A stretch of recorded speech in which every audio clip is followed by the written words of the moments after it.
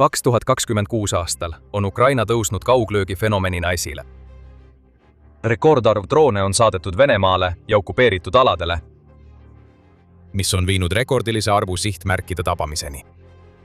Kui aasta lõpeks siin, Ukraina jaoks oleks 2026 aasta juba olnud vapustav. Aga Ukrainal on veel rohkem plaanis, palju rohkemgi veel. See plaan on karm. See on rohkem kui ambitsioonikas. Aga kui Ukraina suudab selle ellu viia, siis see saab olema tohutu. Nimekiri on koostatud. Ukraina töö käib. Mis ootab Venemaad nüüd, on süvalöögikampaania järgmine arenguetapp, mis on juba viinud Putini meeleheitele. 26. juulil tegi Ukraina president Volodõmõr Zelenskõi suure teadaande. Pärast kohtumist Ukraina kõrgeimate sõjaväejuhtidega on koostatud uus prioriteetsete sihtmärkide nimekiri. See nimekiri on koostatud nii, et see toetub Ukraina senise süvalöögikampaania edule, kui ka ründab sihtmärke, mida Venemaa kindlasti kaotada ei taha ja mida veel mõni kuu tagasi polnudki võimalik rünnata.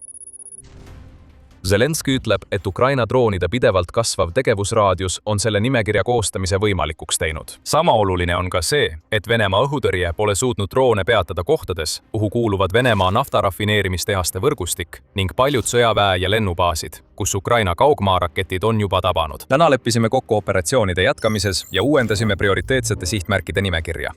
Vastavalt sellele, millist tegelikku mõju need avaldavad Venemaale ja tema võimele seda sõda jätkata ja pikendada, teatas Zelenskõi lisades veel. Peamine eesmärk on see, et meie kaugmaasurve survestab Venemaad veelgi enam diplomaate poole, relvade ja komponentide tootmise keerulisemaks muutmisega, nafta ja muude majanduslike kaotuste kaudu ja tuues selle sõja tagasi tema kodusadamasse. Nii et Ukrainal on kahekordne eesmärk – tuua sõda tagasi Venemaa ukse ette ja survestada Putinit rahuläbirääkimisi pidama. Varsti uurime, kui realistlikud need eesmärgid on.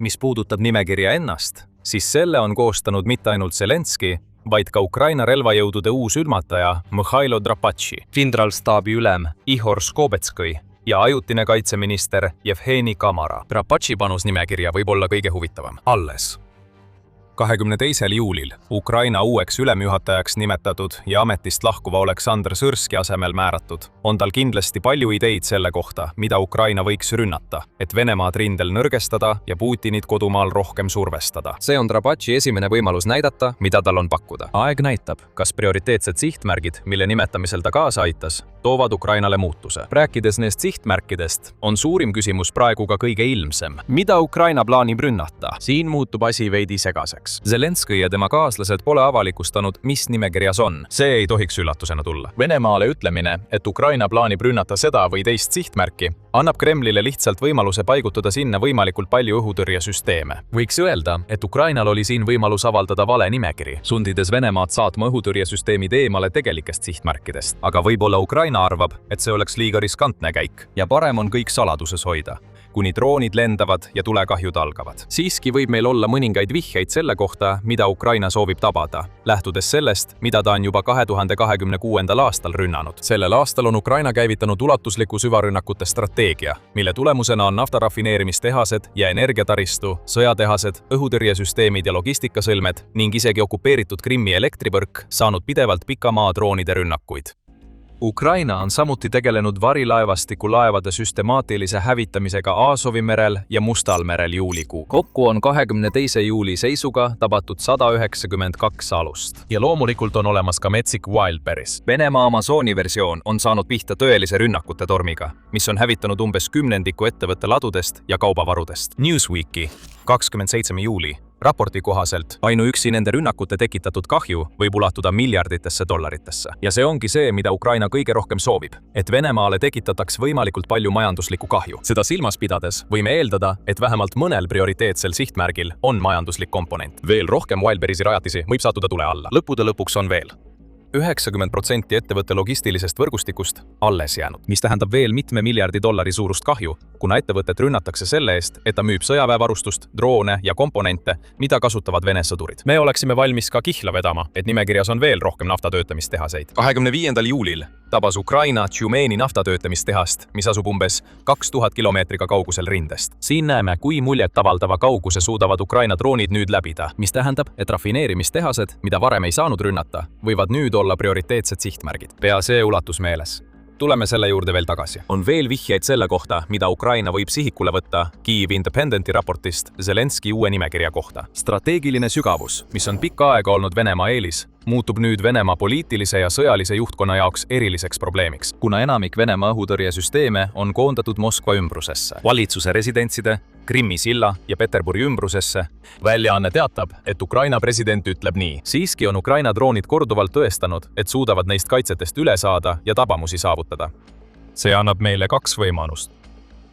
Esimene võimalus on see, et Zelenski mainis neid asukohti nimeliselt, kuna need on prioriteedid. See oleks loogiline. Ukraina püüab Krimmi isoleerida. Seega on rünnakud Kertši sillale, mis ühendab seda Venemaa mandriosaga, mõistetavad. Ka Moskva ja Peterburi ründamine on Ukrainale kasulik, sest need on Putini jaoks kaks kõige olulisemat linna. Venemaa pealinn ja Putini kodulinn peaksid sõjas olema kõige paremini kaitstud. Nii et igasugune rünnak nende vastu kahjustab Putini mainet Venemaa rahvakaitse rollis, mis on sama oluline kui majanduslik valu, mida põhjustavad Ukraina muud rünnakud.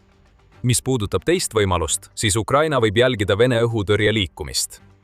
Putin koondab neid õhukaitsesüsteeme kohtadesse, mida Zelenski mainib. See võib tähendada, et teised sihtmärgid, mida varem peeti tabamatuks, on nüüd nii löögiulatuses kui ka ilma enda kaitsmiseks vajaliku õhukaitseta. Juba on teateid, et Venemaa on viinud õhukaitsesüsteeme Arktika piirkonnast ära, et kaitsta neid objekte, mida Putin peab kõige olulisemaks. Zelenski ise on samuti väitnud, et Venemaa liigutab õhukaitsesüsteeme üle riigi ringi, mis viitab sellele, et Ukraina teab, kust need süsteemid pärinevad.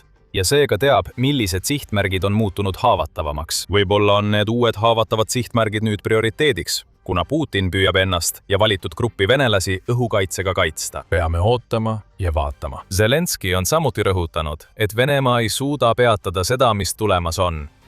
Ukraina president viitas numbritele. Ukraina on edukalt läbi viinud üle 1000 kaugrünnaku operatsiooni alates sellest, kui ta 2026. aasta algupoolel oma kaugrünnakutega survestamise kampaania käivitas.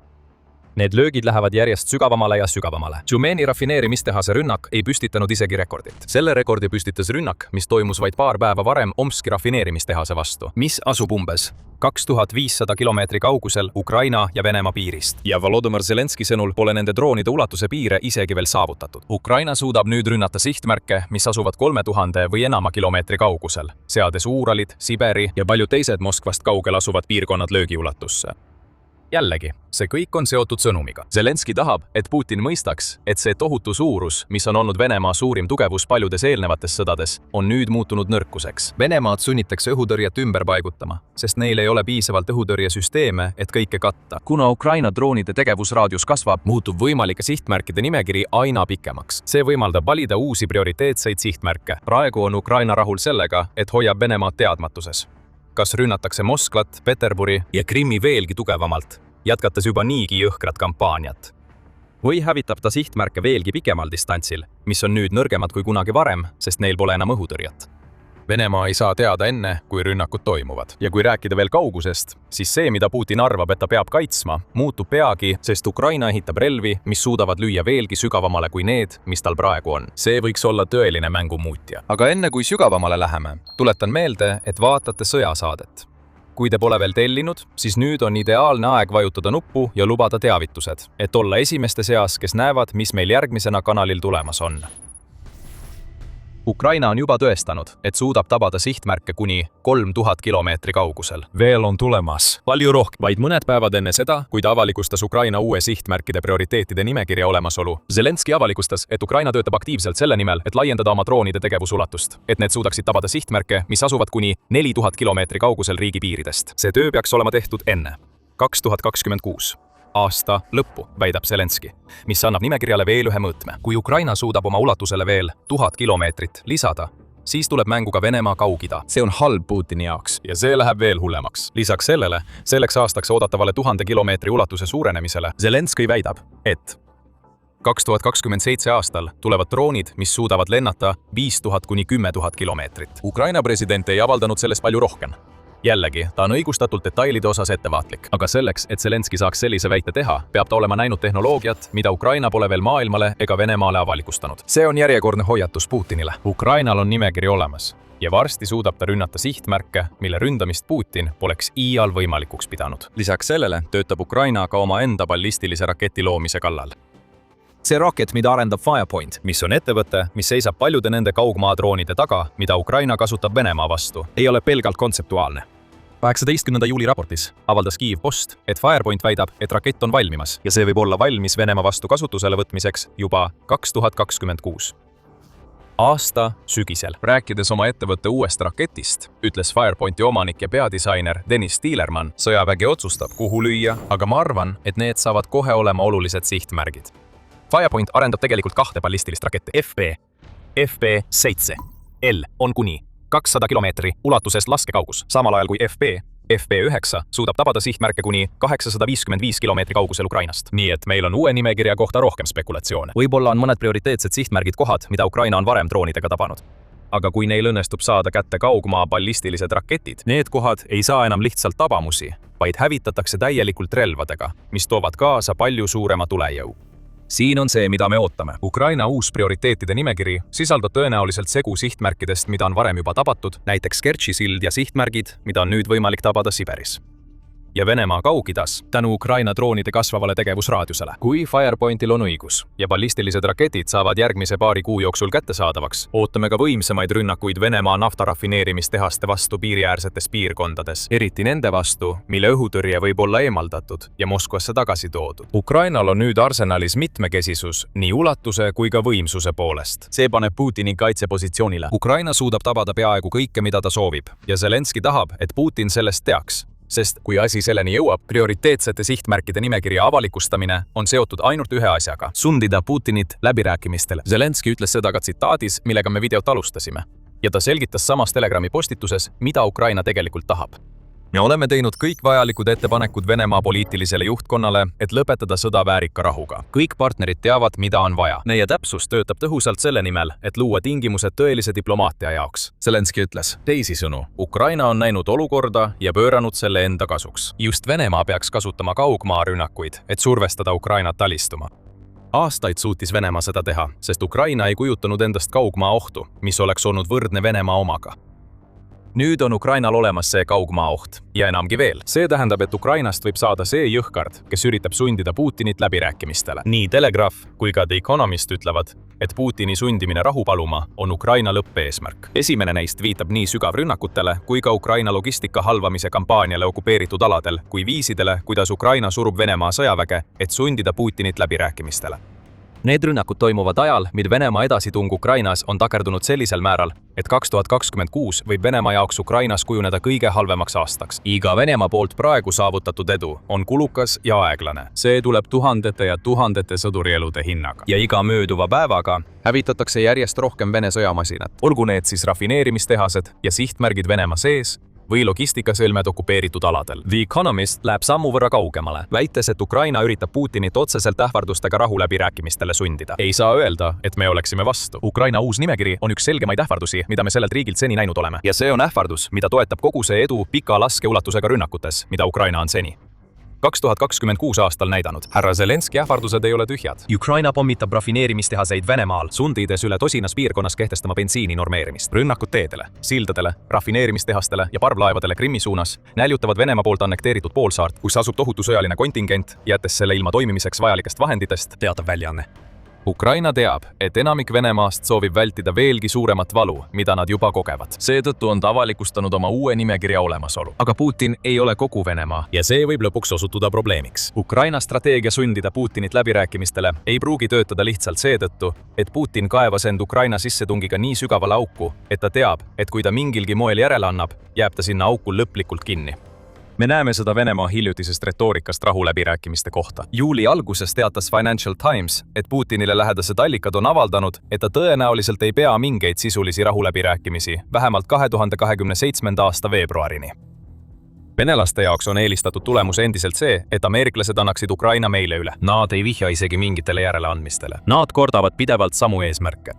Nende läbirääkimispositsioon ei jäta sisuliselt ruumi sisukateks aruteludeks, ütles üks allikatest väljaandele. Selle asemel, et tunnistada kahju, mida Ukraina teeb ja tulevikus veelgi suurendab, Putin hoopis karmistab oma seisukohta, väites, et Venemaa on võitmas, hoolimata kõigist vastupidistest tõenditest. Putin tahab rohkem järeleandmisi ajal, mil Ukraina võib olla tugevam kui kunagi varem kogu sissetungi jooksul.